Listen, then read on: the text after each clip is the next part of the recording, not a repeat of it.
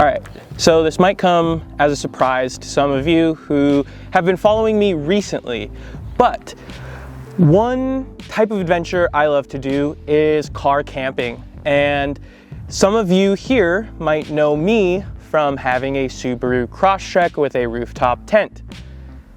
But that all changes today because I just bought a truck.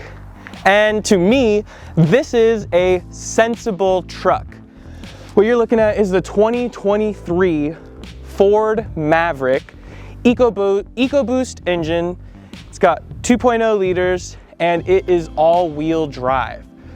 So this truck is the most sensible option for one, getting a truck, but two, this truck makes a lot of sense as the next step for Subaru owners who want a little bit more capability, Subaru owners who want a little more flexibility in how they build their rigs, what you put on it, and heck, I'm just excited to see where this goes. I want to show you some of my favorite features of the truck, some of my things I'm curious about a little bit, some things I'd change, and just give you a general overlook of the truck and perspective from someone who is coming from a Subaru and moving into their first truck, my first Ford, and my first all-wheel drive option that is not a Subaru.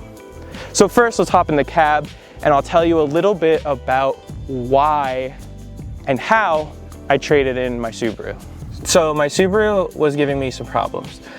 The check engine light came on for the catalytic converter, and I went in to get that serviced under warranty as I was just about to roll over 125,000 miles, which is the warranty level for the catalytic converter.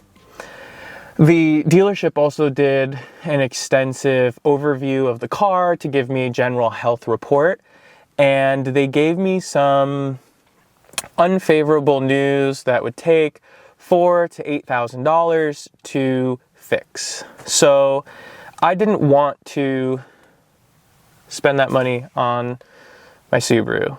I have had that car for about 6-7 years.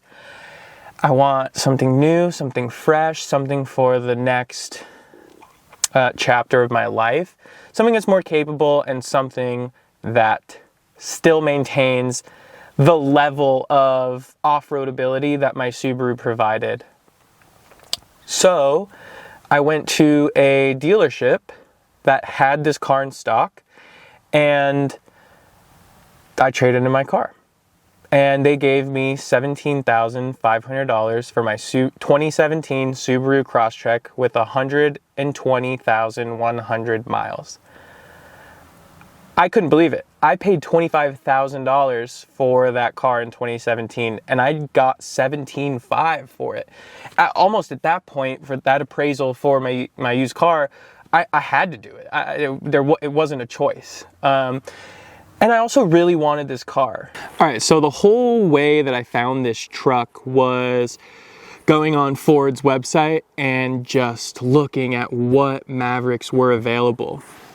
This truck was someone's custom order. I believe they ordered it probably somewhere around 12 to 14 months ago. And once the truck showed up, they perhaps moved to a different option. They didn't want the truck anymore. And so that's where it ended up on the market at the dealership. I've been seeing markups on these Mavericks anywhere from $2,000, $5,000, all the way up to $7,500 market value markup, or I forget what they call it, but they mark it up on the MSRP. So the dealership I went to, they were trying to put a $5,000 markup on the vehicle, and I was able to get them down half of that markup, so still paying more than MSRP as if I was to have ordered the truck, but that's a price I'm willing to pay for this being a new model, and a new model that is sold out for the next year and a half. I think my dealer told me that all the 2023 spots for the Ford Maverick sold out in a week. And so it's a very desirable truck, and I'm really understanding why. So the trade-in value for my Subaru is $17,500, and I was able to find this truck. The truck is not exactly perfect, right? So I would have preferred that this come with the 4K tow package. However, if I really think about my use case of this truck, I won't really be towing anything. No boats, no jet skis, no RVs. I would like the ability to move an RV, and having that 4,000 pound capacity on such a small truck would have been really cool. However, when I get down to the bottom of it, that's not my user profile. I want to use this truck for camping and for biking. That's really it. Other than that tow package, this thing is packed with features. Came with the tonneau cover, the tri-fold tonneau cover from the factory, back sliding window, heated seats, heated steering wheel, FX4 package, all-wheel drive, EcoBoost engine, accessory power ran in the back, 110 outlet in the back. It is an XLT, and it is in the slate blue, I believe, or metallic blue, which I really love. Let's talk about the color. So I'm over on this side of the truck so that you can see the color in the sunlight. I didn't see this truck in the sunlight until my third day of owning it, and I really love it. Like, I didn't intend for this color. Again, this was the truck that was available closest to me with the features that I wanted, but this blue is great. It looks really dark. It almost looks like a black, but when the sun or the light hits it correctly, it's this beautiful dark shade of blue, and I really love it. All right, these buttons are pretty cool. This, while you're parked, will turn on the bright white lights over the truck bed. Here's your headlights. So you got off, running lights, auto, and manual. And these buttons adjust the screen brightness and the dash brightness for super dark driving. This feature is interesting. This is the lane keeping assist on and off. That also shows on the dash. Here on the steering wheel, we have cruise control here on the left, up top, volume controls on the bottom, and on the right side we have navigation for the dash, menu, okay, and change selection, phone answer, phone hang up. That's your skip songs left and right, and here's your Siri button if you are using a Apple. Moving over here on the dash, let's turn it on. Over here we have your windshield wiper controls with an automatic rain sensing mode up on the top there. Alright, I'm going to start up the truck now. Not going to fully start the engine, but here's the startup sequence. Every time you turn it on, you get this seatbelt warning, and it will show you whose seatbelts are on or off. On my main dash, this is the page I leave it on the most, which is my live miles per gallon readout. This is general info for the car for this specific trip. Next, we've got the tire PSI readout. This is the intelligent all-wheel drive readout. So I will go ahead and film this while I'm driving so that you can see which wheels are doing what. I have found it pretty interesting that the first couple days I owned this car, I was driving in the rain. And obviously when the car senses that there's rain, basically just has to see if the windshield wipers are on.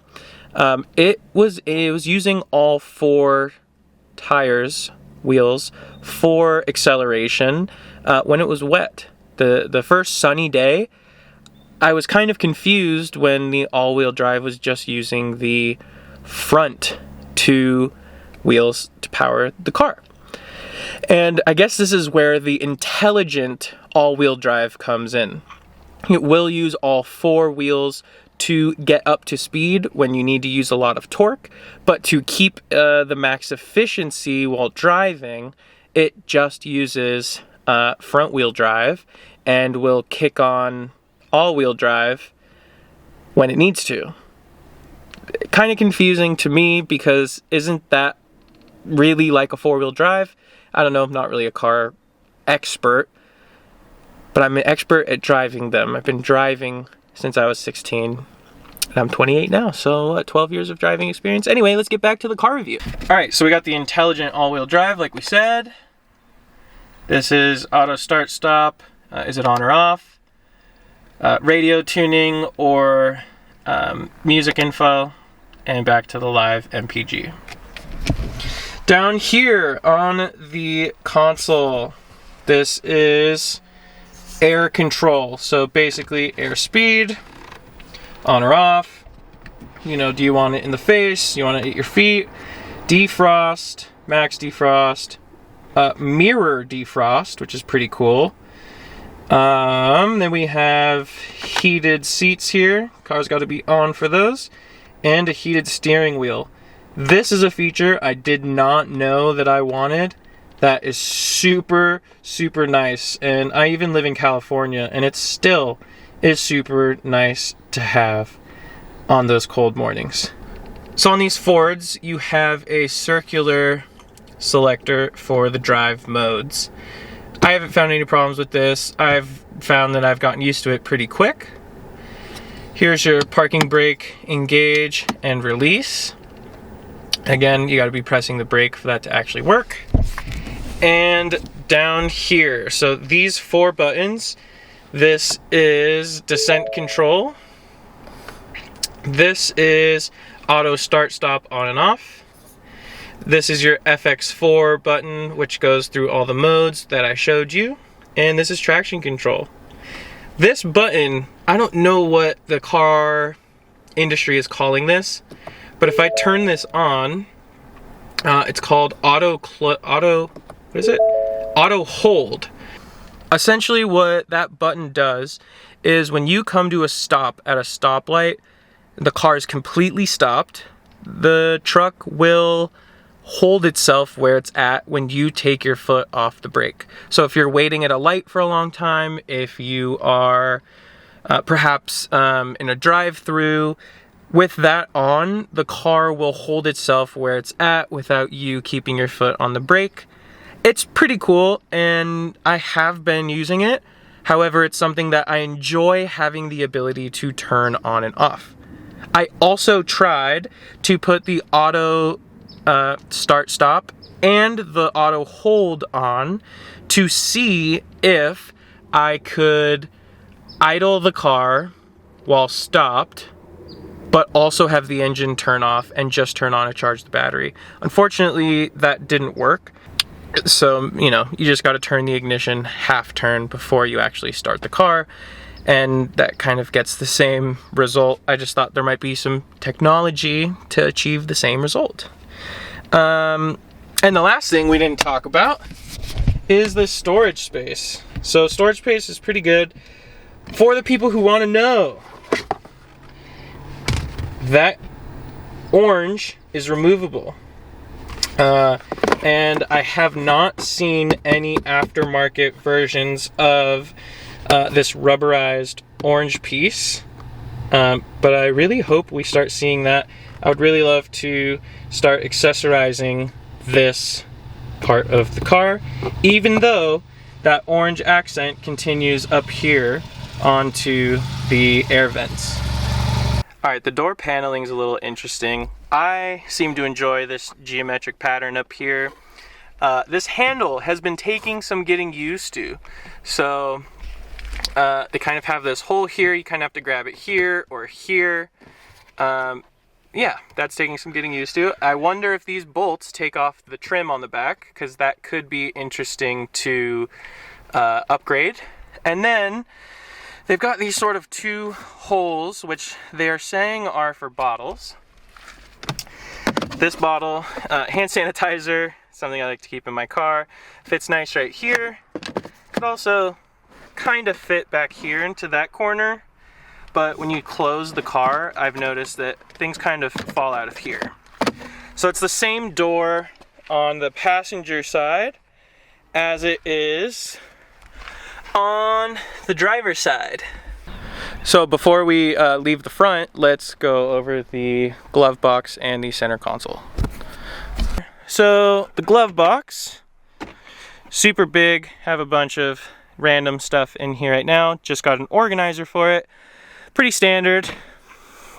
And if we come in here and open this, got a huge center console that's been really great as well. This is the rear door, sort of same handle here, same geometric pattern. A lot of people online are talking about this blue here. They said that they selected a black trim and kind of upset that this is sort of a blue color. I like it because I believe it matches a little bit of the blueness of the car. So for me, it makes sense. I could see how others don't like that. And for the bottom here, you can see there's a bottle emblem there, and I really haven't found the right size bottle. It looks like a standard 16-ounce Arrowhead bottle, but I've got a Naglagene, so that's what I like to use, and it does fit, and it is in there a little bit, right? It actually is pretty snug, but when I close the door, watch what happens. Well, stayed in once, let's close it a little harder. Yep. And it goes laying flat.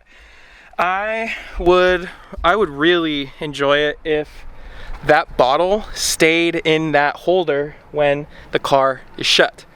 Maybe putting something next to it would help, but a little bummed that that bottle is not staying in that holder. And for the back seats, it has been pretty good. You got this center fold down cup holders. That's always super nice. Here in the center console, let's turn up brightness a little bit.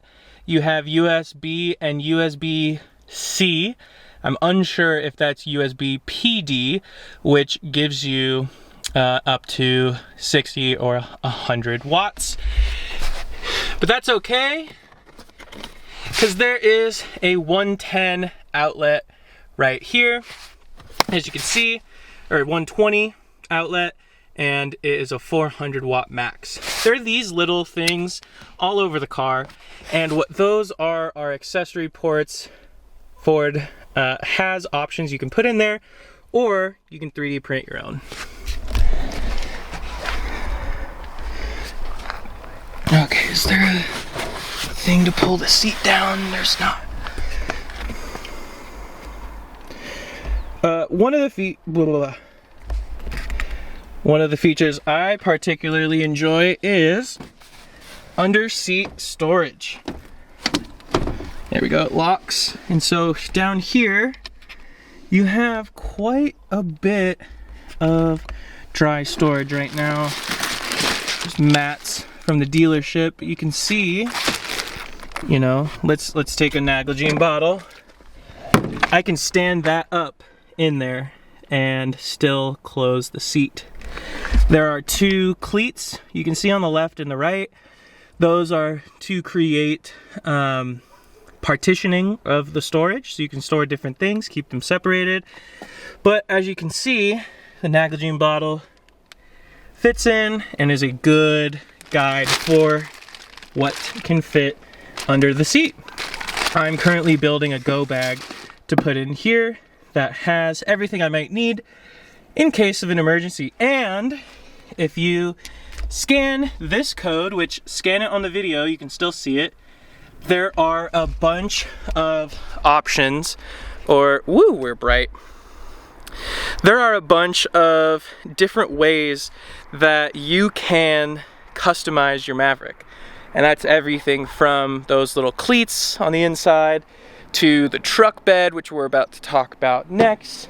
Ford really wants this to be a customizable car, and I think a car that younger people would want. We want something that's smaller, we want something that's more sensible, and we want something that will help us on our adventures. So scan that code and you can see some of the things that Ford has put forward as ways to customize your car. All right, so this is what a lot of people are getting this car for. It's a truck, of course. So I have the 3-fold tonneau cover on the car. This is from Ford. I'm sure it's rebranded from another company. And oh my God, those bottles scraped the inside a lot. Anyway, I need to get a rubber mat. So the tonneau cover opens. There's strings on either side, on the right side or on the left side. You pull that, opens the latch, and you're able to fold the tonneau cover over. Again, if I was to continue that, pinch here, fold it over, and one more, open, and fold back. This gives you a fully open truck bed. There's probably about 6 inches right there. And then there's these stabilizing stakes which go into here and make sure that the tonneau cover doesn't fall back over. This is the scratching I was talking about. I literally just got water and looks like you can't see it. Really scraped all of that, and I really wanted to prevent that, but what can you do? It's a truck, I'm gonna use it. But I need to get a mat for the inside of here so that I don't screw it all up. I want to keep it looking good. What I have learned the hard way is that with a truck bed, it will hit the bike rack. Now, of course, you're gonna say, Trent, the bike rack's up, doesn't it go down? You're right. So let's do that as well. So now the rack is down as much as it can, and if I open the back, it just barely hits the right.